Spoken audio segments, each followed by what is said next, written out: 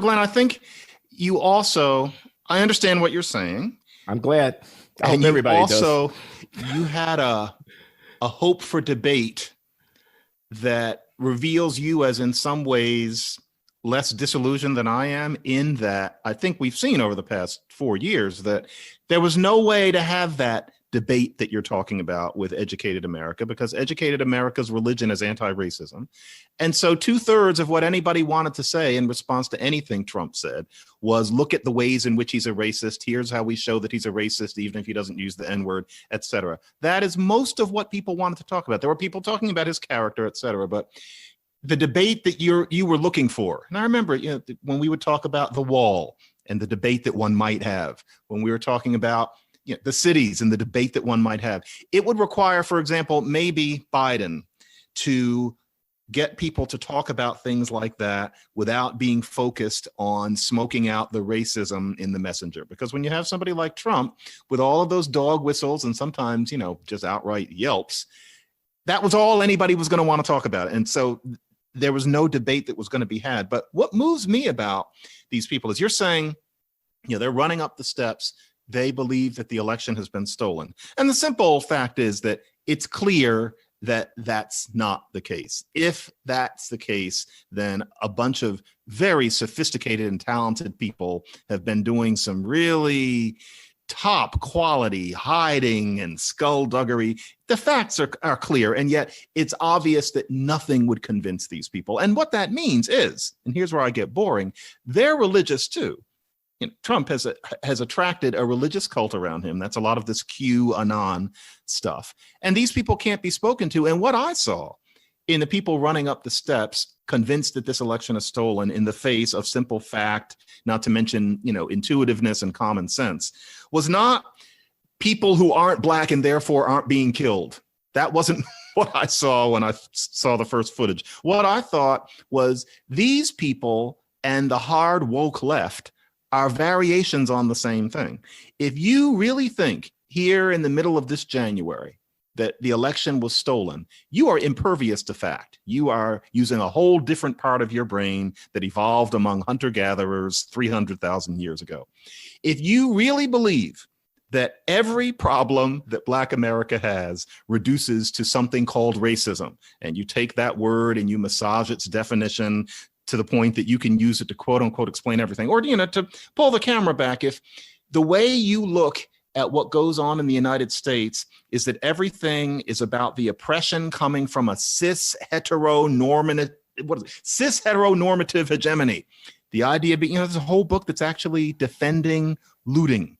It is the first name of the person is Vicky. I forget her last name. She had a piece in the New York Times to this effect. Yeah, there's a whole book in defense of looting. The idea, cis heteronormative hegemony. If that's the way you look at things, and I'm not singling her out, that's religious too. You've got it all figured out based on a very small package of observations. It's the same thing. The question here is, what creates this religious kind of thought? What makes it attractive? And as I've said, part of it is that you like belonging to a group. Part of it is that it feels good to have things figured out. It's not that the people are just stupid.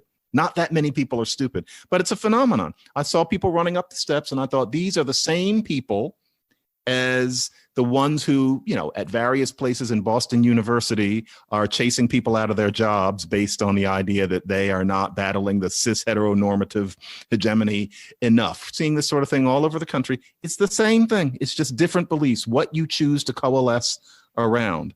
And it's scary. What worries me is that the woke left is going to pull something like that. They wouldn't storm the Capitol, but I wonder what that kind of person might do that could be equally scary. I genuinely worry, and I shouldn't say it because somebody might listen to me and then go do it. It's going to be a guy. He's going to be roughly from 18 to 36, who is a very woke, hard left kind of person, an Antifa sort of person, who's going to do something with a gun and call himself doing it in the name of fighting for Black people and being a good anti-racist. So what I'm seeing is religion in this country has changed. It's not about Christianity anymore. It's about these cults, of wokeness on the left, wokeness on the right. It's distressing. That's what I saw running up the steps, not Well, people who aren't black. Okay. Couple of things. People with guns have already spoken. They just haven't assassinated a high-level political figure. Cops have been killed sitting in their cars by people with guns, motivated along the lines that you talk about. Of course, they're not the only people being killed, and they're not the only people with guns. And I dare say there are a lot more guns in the hands of right-wing extremists than there are in the hands of, black radicals. I imagine it being a white radical, to tell you the truth. Graver. I see.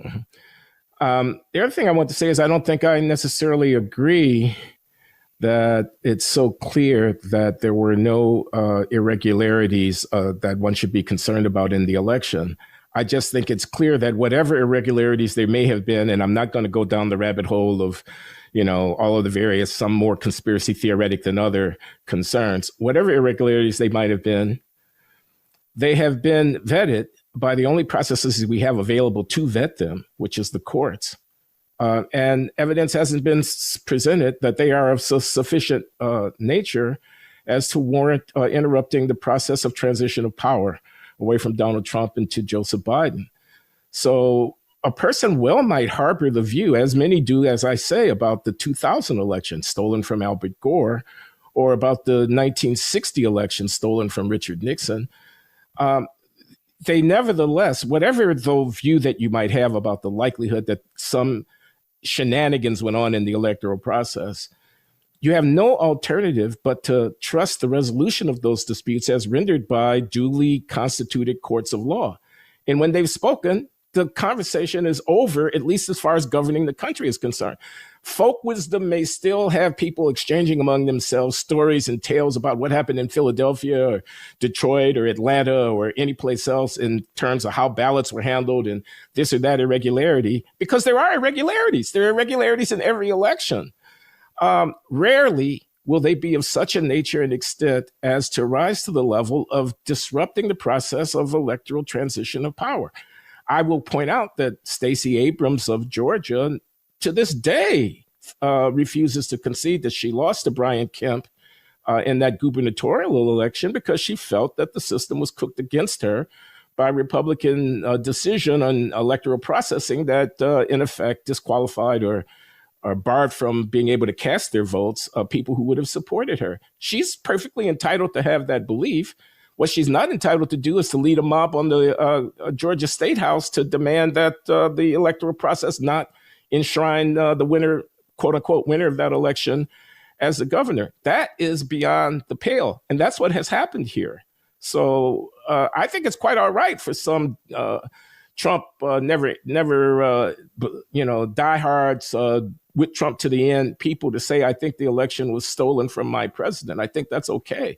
I think what's not okay is to say, therefore, let's act against the government of the United States of America. Joe Biden is not the legitimate president of the United States. Because the only way we have of resolving these matters has been pursued, and the result is in. That is clear. What's clear is that the courts have not upheld any of the claims. That's clear. Doesn't mean that all those claims are false, but it does mean that Joe Biden is supposed to be, will be, and should be accepted as the next president of the United States. That's something that Trump and the people who attacked the Capitol on January 6th have refused to do.